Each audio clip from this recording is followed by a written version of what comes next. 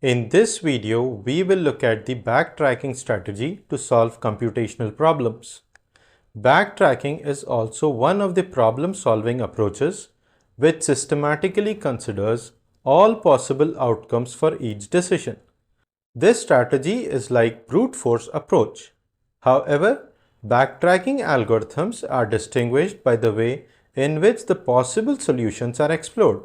In brute force approach, exhaustive search is performed, which may not be necessary using backtracking strategy, and hence the backtracking algorithms can perform much better compared to brute force approach. To have a better understanding of the backtracking strategy, let us first look at the brute force approach. Let us consider an example where we have three letters A, E and T. The problem is to arrange these letters to form a word, and the letters cannot be repeated. Now, how many possible ways can we arrange these letters to form a word?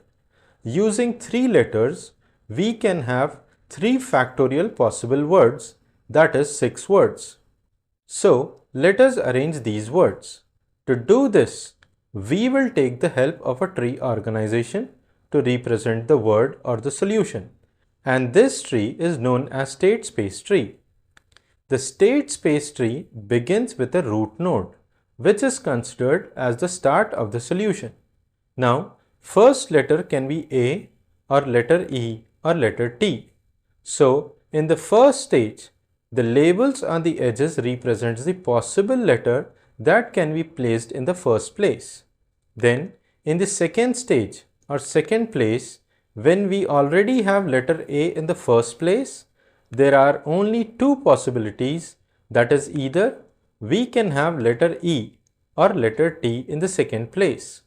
Similarly, when we already have letter E in the first place, then in the second place, we have only 2 possibilities, that is either we can place letter A or letter T in the second place. In the same way, when we already have letter T in the first place, then in the second place, we have only 2 possibilities. That is, either we can place letter A or letter E in the second place. Now, in the next stage or in the third place, there is only one possible arrangement of the letter. That is, when we have letter A and letter E, then only possible letter in the third place is letter T. Similarly, when we have letter A and letter T, then the only possible letter in the third place is letter E. In the same way, when we have letter E and letter A, then only possible letter in the third place is letter T. Similarly, when we have letter E and letter T, then only possible letter in the third place is letter A. In the same way, when we have letter T and letter A, then only possible letter in the third place is letter E.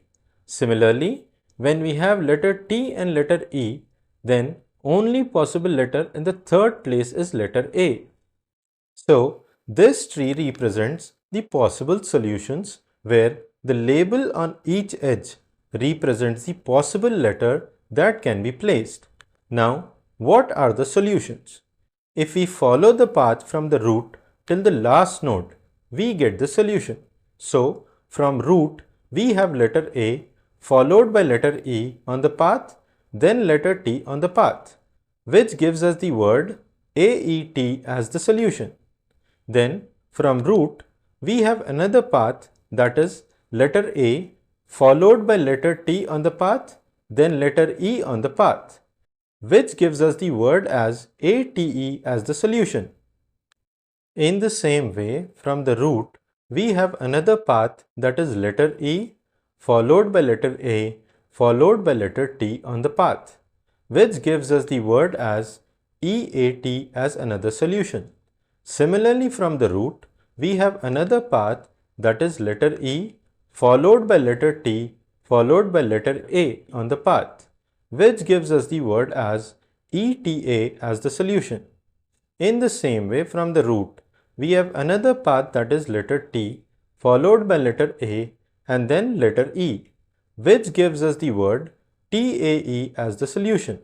Similarly, from the root, we have another path that is letter T followed by letter E followed by letter A on the path, which gives us the word TEA as another solution. So, using this tree, we have determined all the possible arrangements of the letters A, E, T, and by following each path from the root, we have 6 possible solutions as a 3-letter word. Now let us consider a constraint or a condition that the words formed must be meaningful. So, to find the solution, when this constraint is imposed, let us follow the path from the root. So, from root we have letter A followed by letter E on the path and then letter T on the path, which gives us the word AET. This word does not have any meaning. Hence, it's not a solution when the meaningful word constraint is imposed. Then, from root we have another path that is letter A followed by letter T followed by letter E, which gives us the word ATE. This word has a meaning. Hence, it's a solution when a meaningful word constraint is imposed. In the same way, from the root, we have another path that is letter E followed by letter A followed by letter T, which gives us the word EAT. This word has a meaning, hence it is considered as a possible solution. Similarly, from the root, we have another path that is letter E followed by letter T followed by letter A on the path, which gives us the word ETA. This word does not have a meaning, hence it's not a possible solution. In the same way, from the root, we have another path that is letter T followed by letter A followed by letter E, which gives us the word TAE. This word also does not have a meaning, hence it's not a possible solution. Similarly, from the root, we have another path that is letter T followed by letter E followed by letter A, which gives us the word as TEA. This word has a meaning, hence it's a solution when a meaningful word constraint is imposed. So, once the meaningful word constraint is imposed, we have only 3 possible solutions. Now, this approach of finding the solution is known as brute force approach, where exhaustive search is performed. That is, to find the solution to a problem, we consider all possible answers or solutions, then examine each solution to identify the answer. In theory, the brute force approach should work whenever the possible solutions are finite. But in practice, the brute force approach is not useful because the permutations are often very large. For example, here we have only 3 letters to be considered. So we have 3 factorial or 6 possible solutions. But suppose if we have 5 letters, then there will be 5 factorial or 120 possible solutions. So as the size of n increases, the possibility of solution drastically increases. Therefore, we will look at the backtracking approach, which performs much better compared to brute force approach. Backtracking is a refinement of brute force approach, which systematically searches for a solution to a problem. Before we proceed further, let us look at the terminology used in backtracking. This tree, which we have constructed, is known as the state space tree. The state space tree is a tree organization of the solution. The state space of the problem is the set of paths from root node to other nodes. Each node in the tree defines a problem state. There are other terms which we will consider as we proceed. Now let us understand the backtracking approach. The problem is the same example which we have considered in the brute force approach. That is, we have 3 letters, letter A, letter E and letter T, and we have to arrange these letters to form a word. The constraint is that the word must be a 3-letter word and has some meaning. So let us generate the state space tree to solve the problem by systematically generating the problem states. We start with the root as the initial problem state. Let us call this node as 1. This root node is currently called as the live node.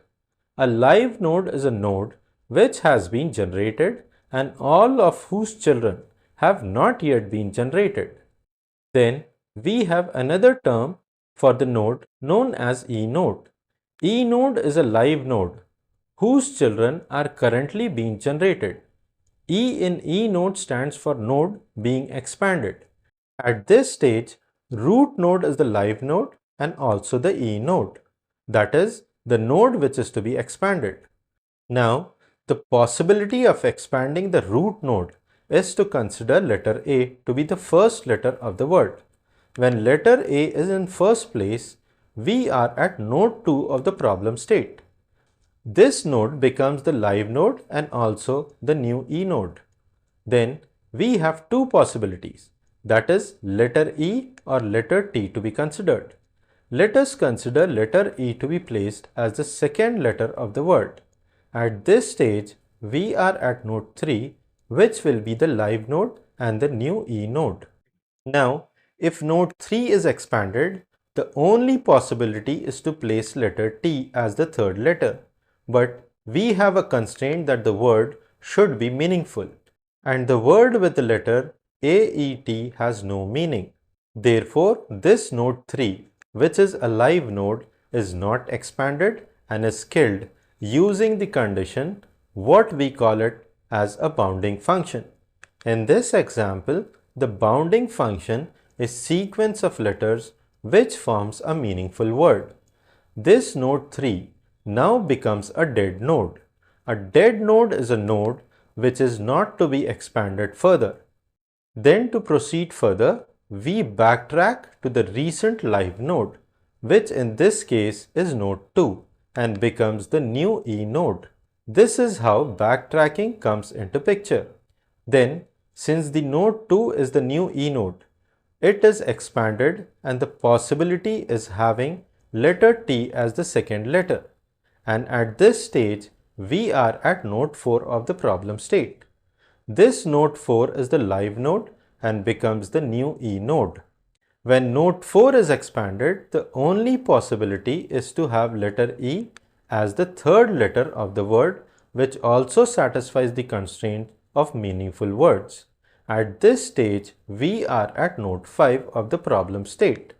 Now, this node 5 is the live node as well as the eNode, but this node cannot be expanded further because we have considered all three letters. So this node will not be eNode, and we have the solution, that is the path from the root node till node 5, which is ATE and is a meaningful word.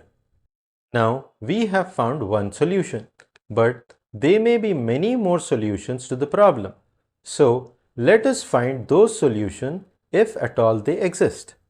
Now node 5 is not expanded and we backtrack to live node. At this stage, we have three live nodes, that is node 1, node 2 and node 4. Actually, we maintain a list of live nodes for the state space tree and we backtrack to the recent live node, which is node 4. The node 4, which is the live node, is not to be expanded further since all its children are generated. Therefore, node 4 is not a live node anymore. Now we backtrack again to the recent live node, which is node 2. All the children of node 2 are generated and node 2 is not a live node anymore. So we again backtrack and the only live node at this stage is node 1. So node 1 becomes the new eNode, which is expanded. The possibility of expanding node 1 is to consider letter E to be the first letter of the word. When letter E is in first place, we are at node 6 of the problem state. This node becomes the live node and also the new eNode. Then we have two possibilities, that is letter A or letter T to be considered. Let us consider letter A to be placed as the second letter of the word. At this stage, we are at node 7, which will be the live node and the new eNode. When node 7 is expanded, the only possibility is to have letter T as the third letter of the word, which also satisfies the constraint of meaningful word. At this stage, we are at node 8 of the problem state. Now, this node 8 is the live node as well as the E node, but this node cannot be expanded further because we have considered all the three letters. So, this will not be the E node and we have the solution, that is the path from root node till node 8, which is EAT and is a meaningful word. So, we have found another solution. Now, node 8 is not expanded and we backtrack to the live node. Node 7 is a live node, but all its children are already expanded. Therefore, we backtrack again and we have node 6 as the live node, which becomes the new E node. Now, if node 6 is expanded, the only possibility is to place letter T as the second letter, and we are at node 9 of the problem state. Node 9 becomes the live node and the E node. But if node 9 is expanded, the only possibility is to place letter A as the third letter of the word. But we have a constraint that word should be meaningful, and the word with letter ETA has no meaning. Therefore, this node 9, which is the live node, is not expanded and is killed because of the bounding function. This node 9 now becomes a dead node.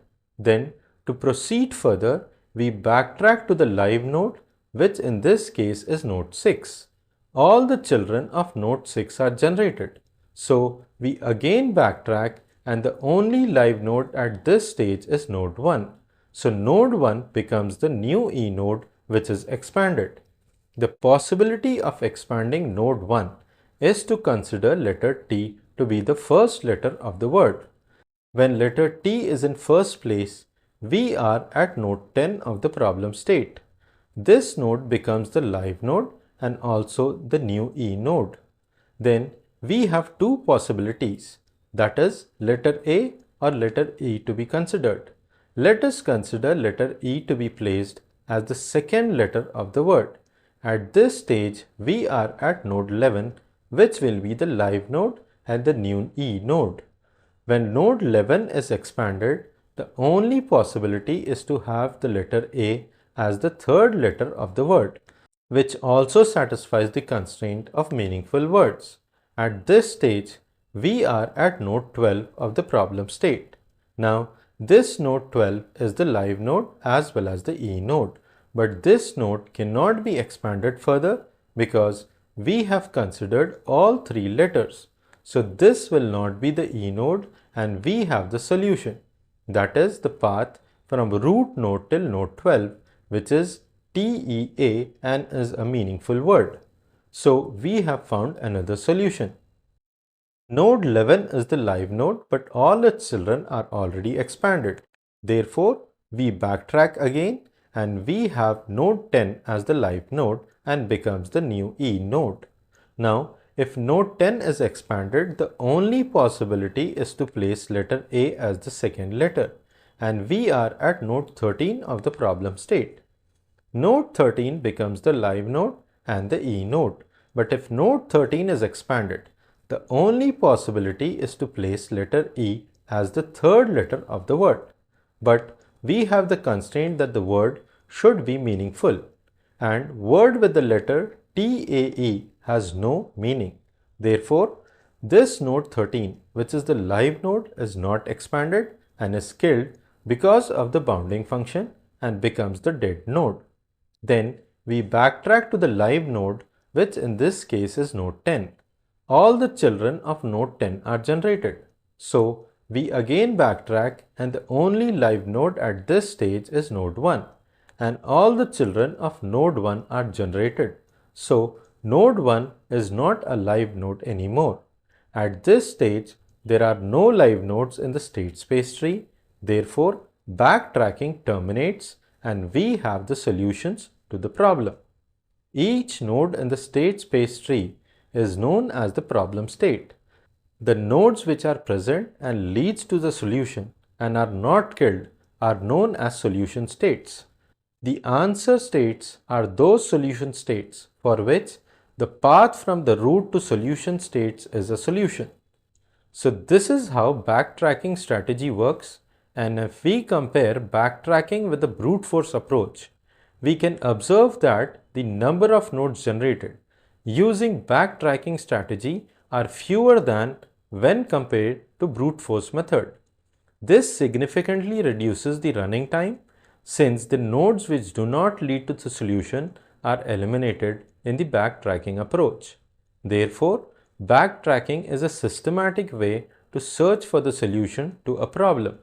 The backtracking uses depth-first node generation technique. Therefore, nodes are labeled as they are generated. So, we start from node 1, then node 2 is generated, followed by node 3 and node 4, so on till node 13. The label on the edges from level I to level I plus 1 is represented using xi. So in the first stage, we will have the labels on the edges as x1 equal to a, x1 equal to e, x1 equal to t. Similarly, in the next level, the edges have labels representing x2 respectively, and in the last level, we will have labels representing x3 respectively.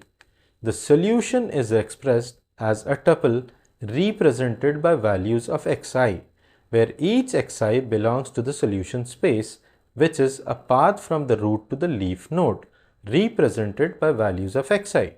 Therefore, in this example, the first solution is x1 equal to a, x2 equal to t, and x3 equal to e, which can be expressed as a tuple x1, x2, x3 as a, t, e. The second solution is x1 equal to e, x2 equal to a, and x3 equal to t, which can be represented as a tuple x1, x2, x3 as e, a, t. And the third solution is x1 equal to t, x2 equal to e, and x3 equal to a, which can be represented as a tuple x1, x2, x3 as t, e, a. The solution is based on finding one or more tuples that maximizes or minimizes or satisfies the bounding function, also known as criterion function. The backtracking is mainly used to solve optimization problems under some constraints. Now let us look at an algorithm to implement backtracking strategy. Backtracking can be implemented using iterative or recursive approach. We will first look at the recursive approach. This recursive algorithm is called backtrack and takes a parameter as k, which is used as an index. This algorithm uses a tuple t containing set of all possible values of x. So for each x which belongs to tuple t, we check if the bounding function is not equal to 0.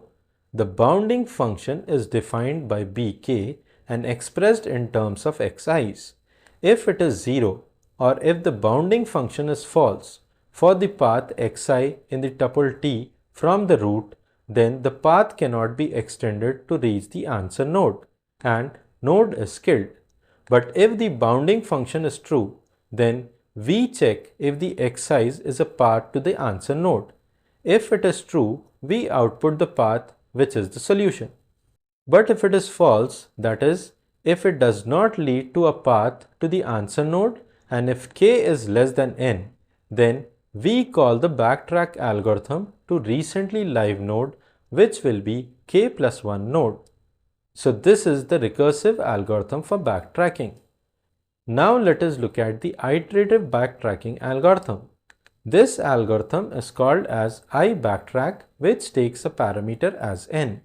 Then we use a variable k and assign a value 1. This variable k is used as an index.